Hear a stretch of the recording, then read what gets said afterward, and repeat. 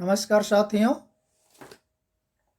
आज 11वीं कक्षा हिंदी विषय के अंतर्गत आरोह भाग 1 गद्य खंड का 9वां पाठ और इस सत्र का अंतिम पाठ भारत माता। इसके लेखक रचनाकार हैं पंडित जवाहरलाल नेहरू। साथियों, इसमें गद्य खंड में कुल 10 पाठ हैं, लेकिन 10वां पाठ आत्मा का ताप जो सैयद हैदर रजा का है, इस सत्र के लिए निकाल दिया गया है। इसलिए भारत माता का यह पाठ ही इस सत्र के लिए अंतिम पाठ है। पाठ के बारे में सारांश बताने के पहले लेखक परिचय के बारे में संक्षिप्त चर्चा कर लेते। लेखक कोई परिचय का मुहताज नहीं है। इसको हमारे देश के लगभग सभी लोग जानते हैं, बच्चे से लेकर बूढ़े तक इसके बारे में थोड़ा बहुत जानकारी सबको है। तो पर भी यहाँ पर एक रचनाकार की दृष्टि से इनका परिचय जान लेना उचित है। तो आइए चलते हैं पंडित जवाहरलाल नेहरू के जीवन परिचय के बारे में। इनका जन्म सन 1889 में इलाहाबाद, अब प्रयागराज, उत्तर प्रदेश में हुआ। आप सबको मालूम है, ये देश के पहले प्रधानमंत्री थे, इसलिए इसके बारे में सभी लोगों को कुछ न कुछ जानकारी है। इनकी प्रमुख रचनाएं हैं मेरी कहानी, ये आत्मकथा है। विश्व इतिहास की झलक, इनकी बहुत ही चर्चित कृति है। नेक्स्ट है हिंदुस्तान की कहानी, पिता के पत्र पुत्री के नाम, ये हिंदी अनुवाद किए हुए हैं। हिंदुस्तान की समस्याएं, स्वाधीनता और उसके बाद, राष्ट्रपिता, भारत की बुनियादी एकता, लड़खड़ाती दुनिया आदि लेखों और भाषणों का संग्रह भी है। इनकी मृत्यु सन 1964 में हुई। पंडित जवाहरलाल नेहरू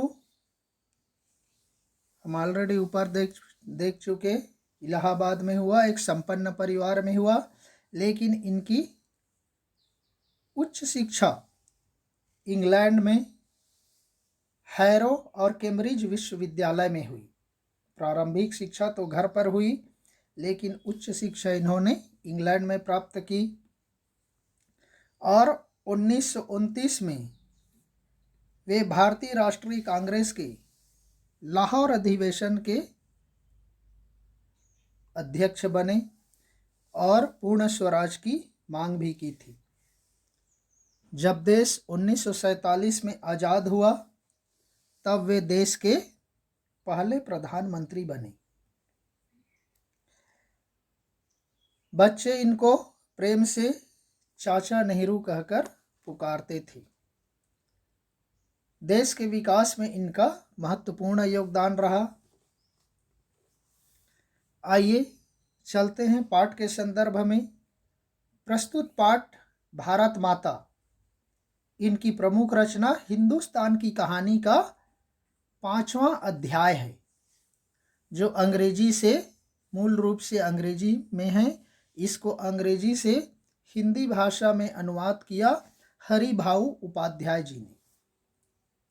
इसमें पंडित नेहरू ने बताया है कि किस तरह देश के कोने कोने में आयोजित जलसों, मतलब सभाओं में, रैलियों में जाकर वे आम लोगों को बताते थे कि अनेक हिस्सों में, अनेक भागों में विभाजित होने के बावजूद हिंदुस्तान अर्थात भारत एक है।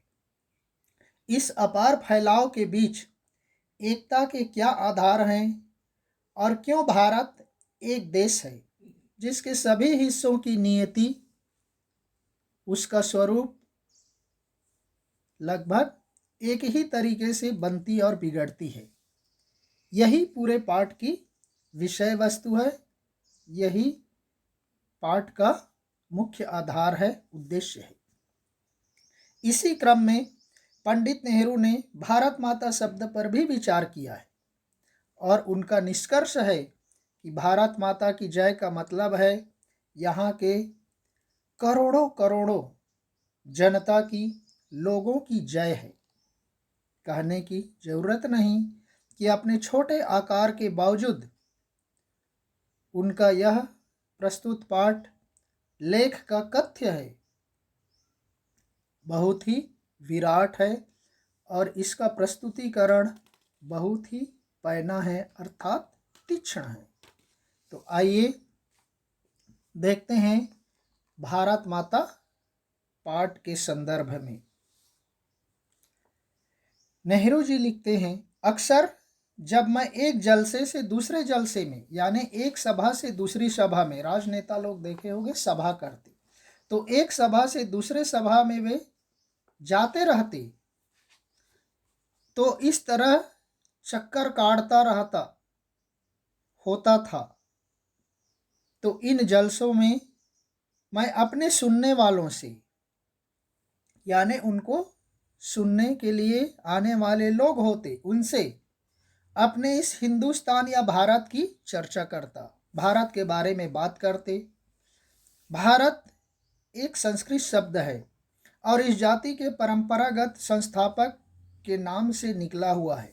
हम सबको मालूम है कि भारत एक कहा जाता है कि राजा दुष्यंत और शकुंतला के बेटे का नाम था भरत, और उस भरत के नाम पर ही भारत नाम पड़ा। ऐसी ग्रंथों में, साहित्यों में, पुराणों में चर्चा की गई है। मैं शहरों में ऐसा बहुत कम करता, लेखक कहता है कि वह शहरों में नहीं करता, बहुत कम करता, क्योंकि जो शहर के सुनने वाले लोग होते वे ज़्यादा सयाने थे, यानी ज़्यादा समझदार हैं। माना जाता है ना, शहर के लोगों को थोड़ा बुद्धिमान, समझदार, पढ़े लिखे वर्ग के होते हैं, इसलिए उनके बीच में इस तरह की बातें वो ज़्यादा नहीं करते थे, क्योंकि उनको दूसरे ही प्रकार की खुराक, गीजा, गीजा मीन्स खुराक की ज़रूरत थी। लेकिन लेखक विशेष रूप से किसानों से, जिनका नज़रिया महदूद था, उनका सोचने का तरीका बिल्कुल सीमित था, तंग था। मैं इस बड़े देश की चर्चा करता, इस भारत के बारे में चर्चा करते, जिसकी आज़ादी के लिए हम लोग कोशिश करते रहे थे। बताता कि किस तरह देश का एक हिस्सा दूसरे से जुदा होते हुए भी हिंदुस्तान एक है। वे उन ग्रामीण स्तर की सभाओं में जा कर के लोगों से चर्चा करते, भाषण देते, बताते कि किस तरह से भारत का एक हिस्सा दूसरे हिस्से से खान पान, रहन सहन, आचार विचार, भाषा बोली, ये सबसे बिल्कुल अलग होते हुए भी भारत, हिंदुस्तान एक था और एक है, एक रहेगा। ये सब हम जानते हैं।